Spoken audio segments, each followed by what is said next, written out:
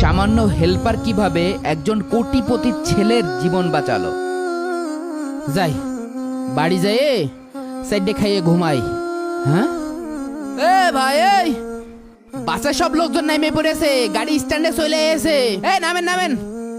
কি ব্যাপার, কোনো সারা শব্দ দেয় না কেন?